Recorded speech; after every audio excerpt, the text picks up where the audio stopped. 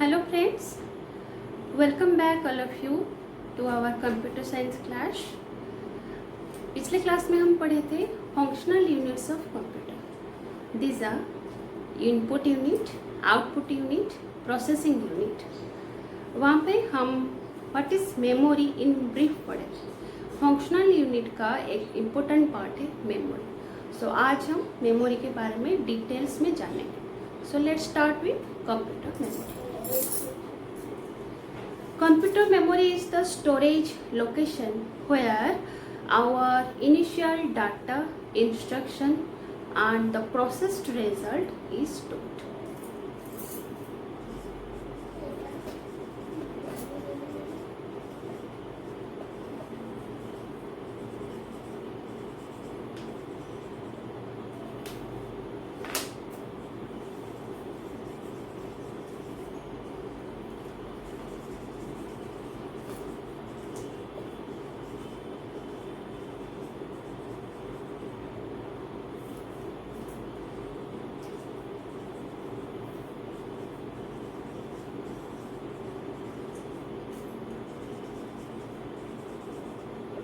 Processed result. और जब suppose हम कुछ एडिशन करने के लिए दिए 10 + 20 हम डाटा फीड किए by our input device. Input device में हम डाटा दिए 10 और 20. सो ये सीपीयू में प्रोसेसिंग होने के लिए जाने से पहले कहाँ पर स्टोर होगा? Memory. So memory is the internal storage or primary storage. It is attached in a chip within the CPU. Memory कहाँ पर रहता है? ये एक चिप में मेमोरी सीपीयू में फिट होता है. सो डाटा हमारा सीपीयू में ही प्रोसेसिंग होता है. प्रोसेसिंग होने से पहले ये मेमोरी में पहले कुछ समय के लिए स्टोर होता है. जब सीपीयू इसको फेच करेगा डाटा को, ये इनपुट को प्रोसेस करने के लिए, so during the processing the data is also stored inside the memory. then ये जो प्रोसेस करके हमको रिजल्ट दिखाएगा 50, that is the output. It will again transfer to primary memory before being displayed on the monitor. Monitor हमारा क्या है? What is monitor? Monitor का और एक दूसरा नाम क्या है? मैं पिछले क्लास में बोली थी. Do you remember? It is standard output device. Okay. So monitor में डिस्प्ले होने से पहले ये मेमोरी को ही जाएगा, फिर सीपीयू मेमोरी से फेच करके मॉनिटर में इसको शो करेगा. So memory is the most important part in our functional components of the computer. Okay. So अभी देखेंगे हम मेमोरी का कैटेगराइजेशन. मेमोरी कितने तरीके के होते हैं?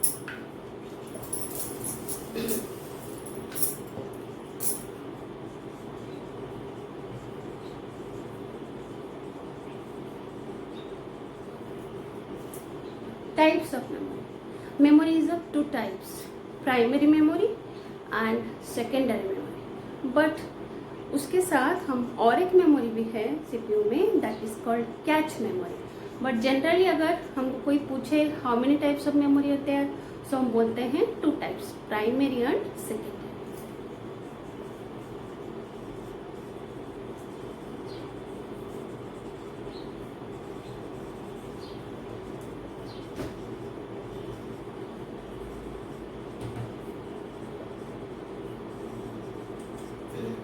Primary memory, secondary. So one by one हम डिटेल में कवर करते हैं.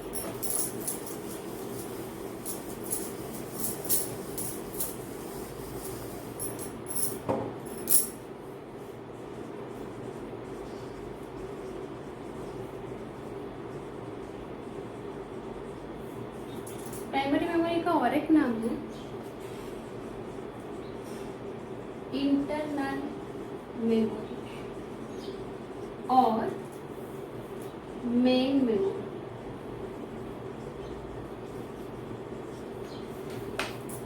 Okay.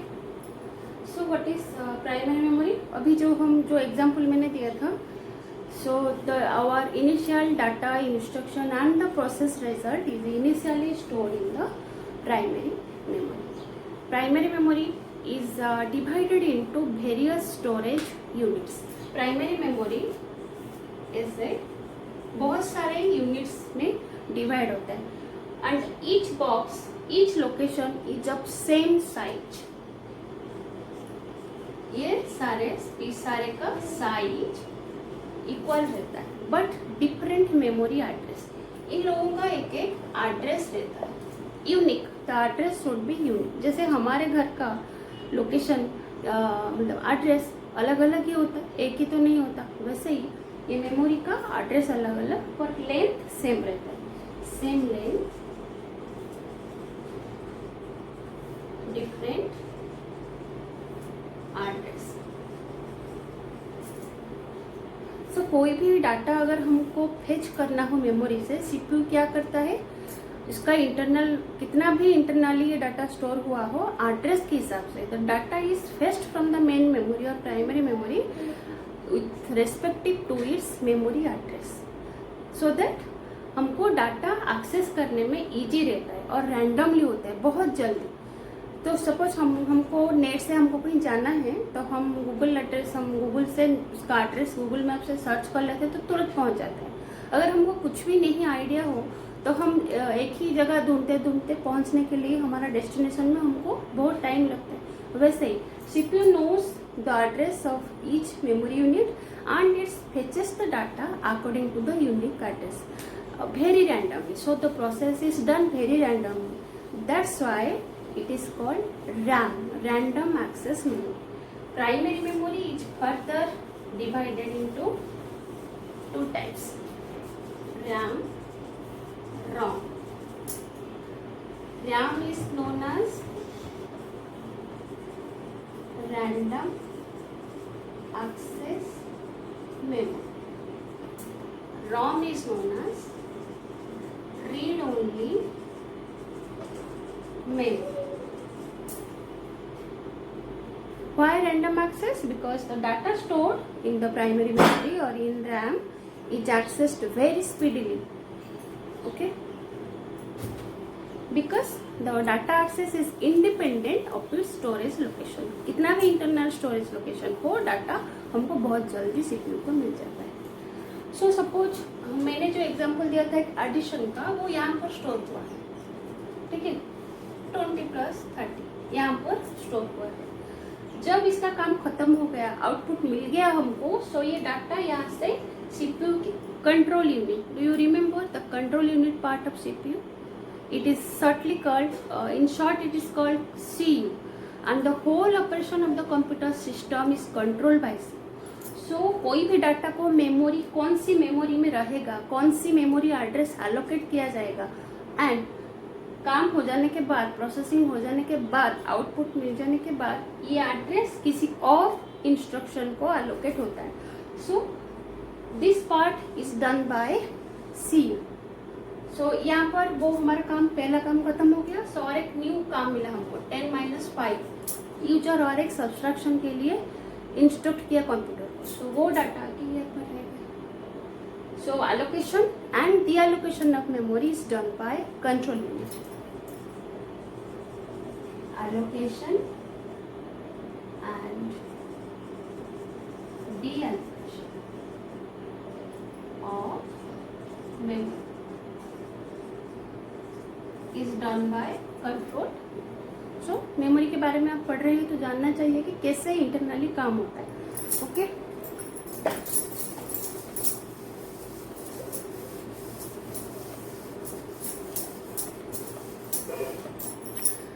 This RAM is also called volatile memory.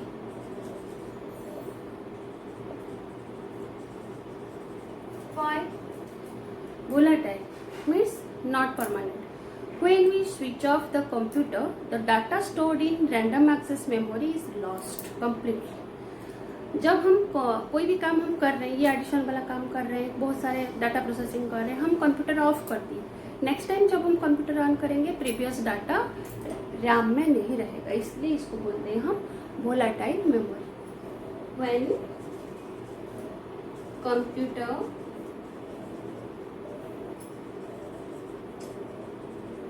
system is switched off, data is lost from RAM. That's why it is called bullet. So और एक type memory है इसलिए हमारे पास ROM. Primary memory is divided into two types, RAM and ROM. What is ROM? Read only memory. Why it is read only? In RAM we can write data as well as read data. हम जब data input करते हैं that is written to RAM. जब हम press करते हैं 1 + 2, so it goes to RAM. It is written. जब CPU after processing data को फेच करता है, निकालता है, मॉनिटर में शो करता है, सो हम रीड करते हैं तभी. So that is called read operation. हम डाटा को पढ़ते हैं. बट ROM में we can do only read. We can only read the data. So मतलब RAM is changeable, RAM is editable, but ROM is not. So यहाँ पर हम only read operation करेंगे. यहाँ पर read and write both. Okay. So इसके example मैं आपको देती हूँ. When we switch on our computer system, operating system is loaded into the RAM. मैं बोली थी आपको प्रीवियस क्लासेस में what is operating system. Do you remember? Can anyone remember and say what is operating system? It is the software which makes your computer system active and allows us to run other applications software. Operating system नहीं है तो आपका computer system run ही नहीं करेगा. सो हम जब computer को on करते हैं, स्विच ऑन करते हैं, so operating system is already there. Where? In read only memory. क्योंकि ऑपरेटिंग सिस्टम को कोई कुछ नहीं करेगा, चेंज नहीं करेगा. It is stored in internally in ROM. Okay. Operating system is loaded each time when we switch on the system.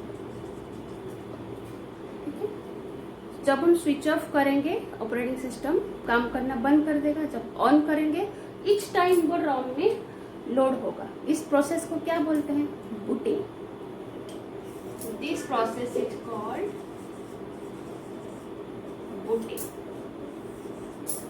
So what is booting? Booting is the process to load operating system into our read-only memory. ठीक है. सो इसको हम सिर्फ read करते हैं data. That's why it is read only memory. So अभी हो गया हमारा प्राइमरी और इंटरनली मेमोरी और main. That is of two types, RAM and ROM. So आप देखिए ये प्राइमरी मेमोरी का डिमेरिट क्या है या फिर हमको क्यों सेकेंडरी मेमोरी की जरूरत पड़ती है. क्योंकि प्राइमरी मेमोरी का डाटा परमानेंटली नहीं रहता. जब भी हम कंप्यूटर सिस्टम ऑफ करेंगे, चाहे RAM का हो या ROM का हो, डाटा लॉस्ट हो जाता है. ठीक है. सो RAM का तो डाटा पूरा लॉस्ट हो जाता है. इसीलिए हमको सेकेंडरी स्टोरेज या परमानेंट स्टोरेज की जरूरत पड़ती है. सपोज हमारा कोई प्रोजेक्ट हो, कोई भी आप लोग मूवी देख रहे हो, गाना सुन रहे हैं, कोई भी आप आपका बहुत सारे बुक्स डाउनलोड किए हैं आपके सिस्टम में. सो आप नहीं चाहेंगे कि हर बार उसको ईच टाइम आप उसको कंप्यूटर को ऑन करें तो फिर से डाउनलोड करें, फिर से पढ़ें. नहीं, हम हमेशा के लिए कुछ दिन के लिए उसको स्टोर करके रखना चाहते हैं ताकि जब भी ज़रूरत पड़े हम उसको पढ़ सकें. इसीलिए हमको सेकेंडरी स्टोरेज की ज़रूरत पड़ती है. Because RAM is not permanent. RAM's data storage is not permanent.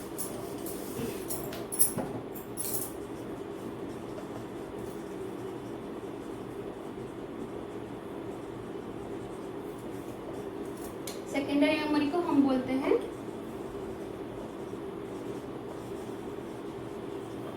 Auxiliary memory. It is slow, ये प्राइमरी मेमोरी से कम स्पीड में काम करता है. It is slow in comparison to primary memory and it is cheaper.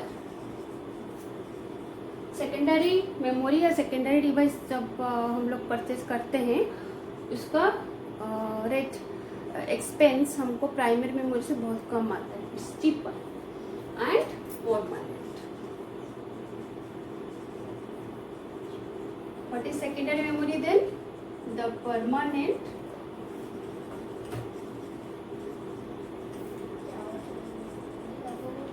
data storage unit. ठीक है. So secondary memory में हम जो भी डाटा स्टोर करेंगे, सीपीयू उसको एक्सेस करेगा, फिर हम उसको रीड करेंगे. सीपीयू का इन्वॉल्वमेंट हर चीज में है because it is the main functional part of the computer. पर ये डाटा को डायरेक्टली सेकेंडरी स्टोरेज से सीपीयू रीड नहीं कर सकता. सेकेंडरी स्टोरेज में जो भी डाटा स्टोर होता है, हम जब उसको एक्सेस करते हैं वो पहले प्राइमरी मेमोरी को जाता है, फिर हमको रीड करने के लिए हमको परमिशन मिलता है. That's why primary memory is the most important part of your functional unit. ये एक चीज है. सो अभी देखेंगे हम सेकेंडरी मेमोरी का एग्जाम्पल क्या है. हार्ड डिस्क, फ्लॉपी डिस्क जो हम आजकल बिल्कुल यूज ही नहीं करते. This is no longer in use. CD, DVD, pen drive, ये सब मेमोरी कार्ड, एसएसडी, ये सब सेकेंडरी स्टोरेज का एग्जाम्पल है. So what is hard disk? हम एक एक पढ़ते हैं.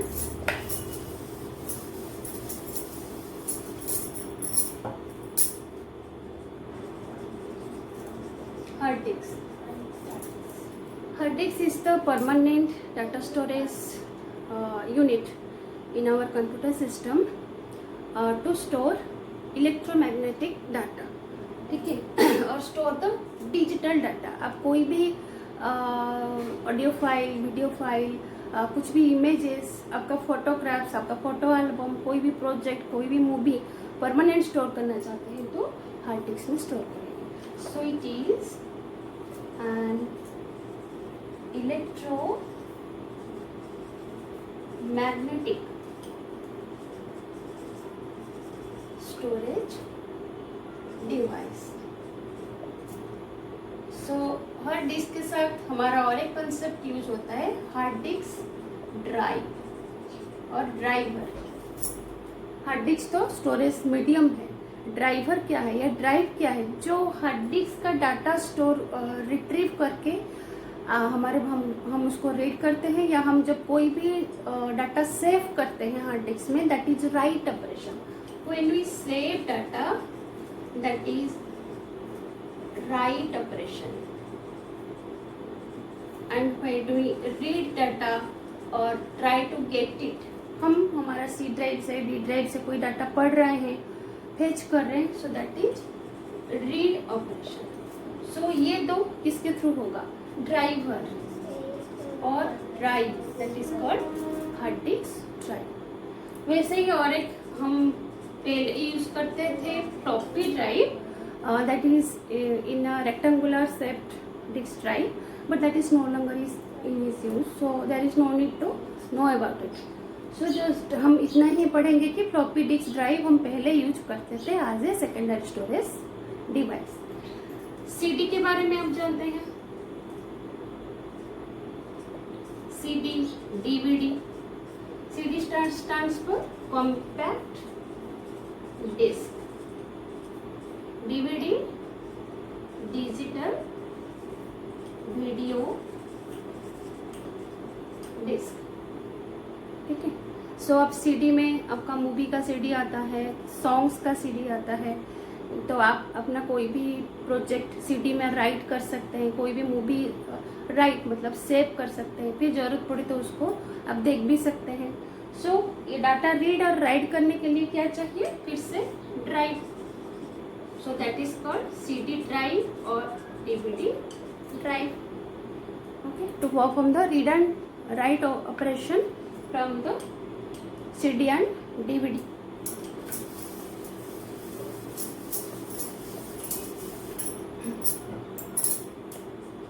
पेन ड्राइव, इससे तो आप हर कोई मतलब अब बहुत जो भी स्टूडेंट्स आप लोग काम कर रहे हैं कंप्यूटर में, पेन ड्राइव के बारे में जरूर जानते होंगे. It is a pen shaped device. It has inbuilt data storage system जो कि आपका both read and write operation करता है सेकेंडरी स्टोरेज से. आप पेन ड्राइव देखे होंगे. पेन ड्राइव को आप लैपटॉप में, कंप्यूटर में इंसर्ट करते हैं. जो भी प्रोजेक्ट बनाते हैं या कोई भी मूवी लेना हो, म्यूजिक लेना हो, पेन ड्राइव में आप सेव कर लेते हैं. फिर कोई और दूसरे लैपटॉप में, दूसरे कंप्यूटर में उसको इंसर्ट करके डाटा को फिर से देख सकते हैं या रीड कर सकते हैं. So that is called pen drive. It is also electromagnetic portable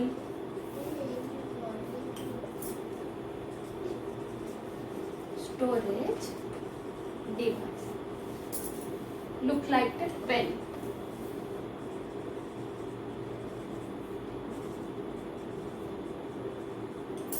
That's why it is called pen drive. ठीक है. और ये हमारा memory card. Memory card is inserted in our smartphones to store our digital data. तो आप सबको पता है, जो लोग स्मार्टफोन यूज कर रहे हैं, हमारा मेमोरी कार्ड, हम बोलते हैं मेमोरी कार्ड का कैपेसिटी इतना है, इतना जीबी का है. सो हम इतना डाटा स्टोर करेंगे, फिर हम उसको वापस देख भी सकते हैं in our permanent storage medium. ठीक है. सो ये है हमारा, हम आज पढ़े मेमोरी का types and the respective storage, memory storage devices. Next class में हम और कुछ पढ़ेंगे, लाइक ये मेमोरी का जो यूनिट्स हैं वो थोड़ा मैं आपको बताऊंगी. फिर हम नेक्स्ट चैप्टर को मूव ऑन करेंगे.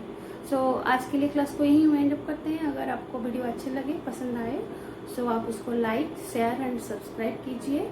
आपका कोई भी क्वेरीज हो, कोई भी कंप्लेंट्स हो, कोई सजेशन हो, so don't forget to write to us at our email ID, that is educathon2020@gmail.com. Thanks for watching Educathon and keep watching it. Don't forget to subscribe. Thank you.